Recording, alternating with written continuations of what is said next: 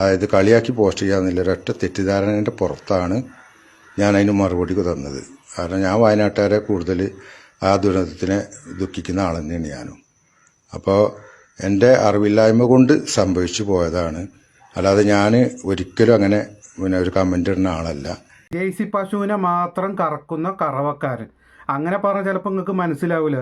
ഈ ഒരു കമൻറ്റ് കണ്ടു കഴിഞ്ഞാൽ നിങ്ങൾക്ക് മനസ്സിലാവും ആരാ ആള് എന്നുള്ളത്. ഇപ്പം മനസ്സിലായില്ലേ? ബാബുരാജ് വാണിയമ്പലം ഇതാളാരാന്ന് വെച്ചാൽ നമ്മളെ വയനാട് ദുരന്തത്തിൽ ചെറിയ കുട്ടികൾക്ക് മുലപ്പാൽ കൊടുക്കാൻ താല്പര്യമുണ്ടെന്ന് പറഞ്ഞിട്ടൊരു മെസ്സേജ് കിട്ടിയിരുന്നില്ലേ?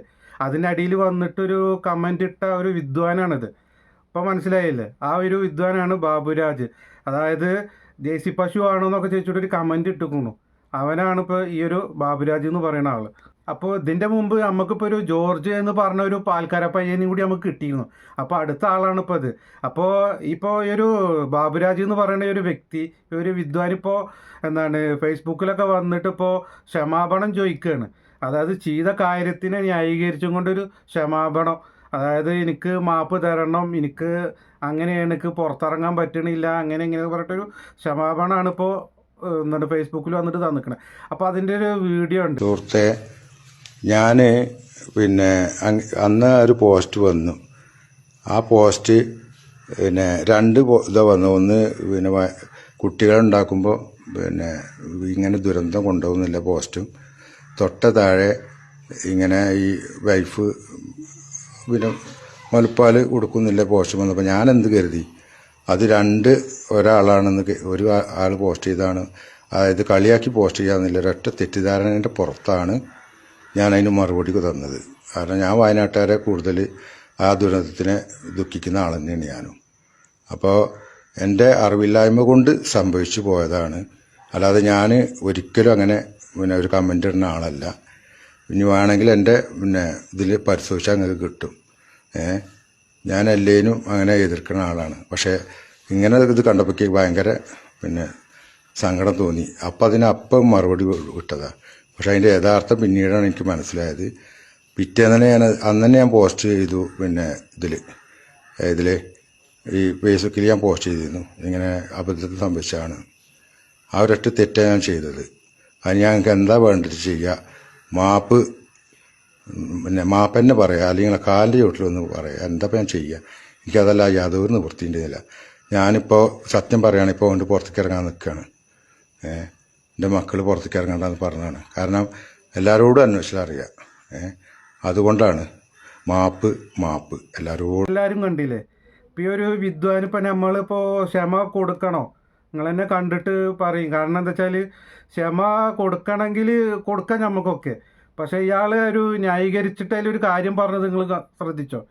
അതായത് എൻ്റെ അറിവില്ലായ്മ കൊണ്ട് പറഞ്ഞതാണ് എന്നാണ് അയാളത് പറയണത്. അതായത് നമ്മളെയൊക്കെ അച്ഛൻ്റെയൊക്കെ അതായത് 10-55 വയസ്സ്, ഒരു 60 വയസ്സിൻ്റെ ഒക്കെ ലെവലിലേക്ക് ഉണ്ടാവും. അപ്പോൾ ഒന്ന് ആലോചിക്കണം, നമ്മളെ ചേട്ടനല്ലേ, നമ്മളെ അച്ഛൻ്റെ അപ്പൂപ്പൻ്റെ ഒക്കെ ഒരു പ്രായം വരും ഈ ഒരു വിദ്വാന്. അപ്പോൾ അറിവില്ലായ്മ കൊണ്ടാണ് സംഭവിച്ചതാണെന്നാണ് അയാളത് പറയണത്. അപ്പോൾ ഈ വിദ്വാൻ ഇപ്പോൾ എങ്ങനെയാണ് ഇപ്പോൾ അറിവില്ലായ്മ എന്ന് നമുക്ക് പറയാൻ പറ്റുക?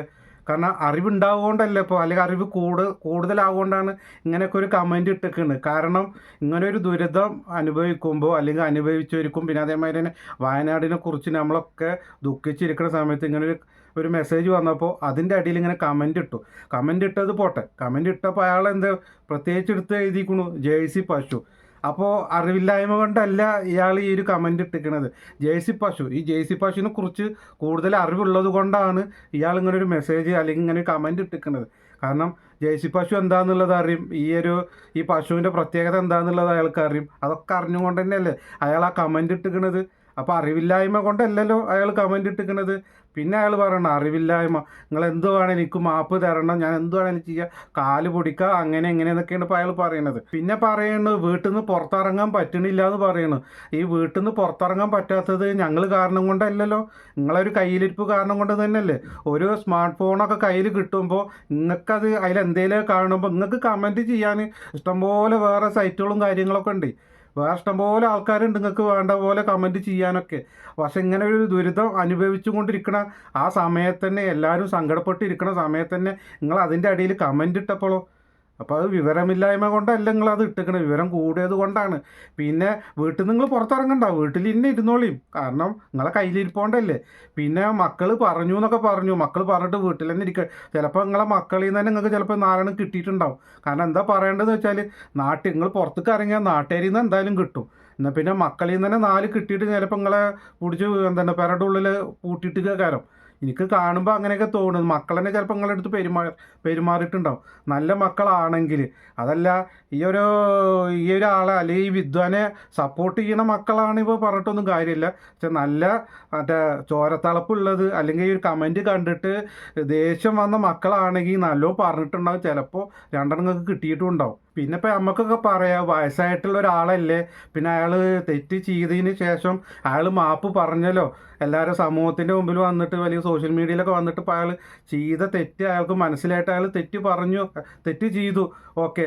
അതിനെതിരെ അയാൾ വന്നിട്ട് എന്ത് ചെയ്തു, ഇപ്പോൾ നമ്മളുടെ മാപ്പും പറഞ്ഞു. അപ്പോൾ മാപ്പൊക്കെ നമുക്ക് എന്ത് ചെയ്യാം, സ്വീകരിക്കാം, അതിലേക്ക് അയാളെ മാപ്പ് പുറത്തു കൊടുക്കാതൊക്കെ നമുക്ക് ചിലവർക്കൊക്കെ വിചാരിക്കാം.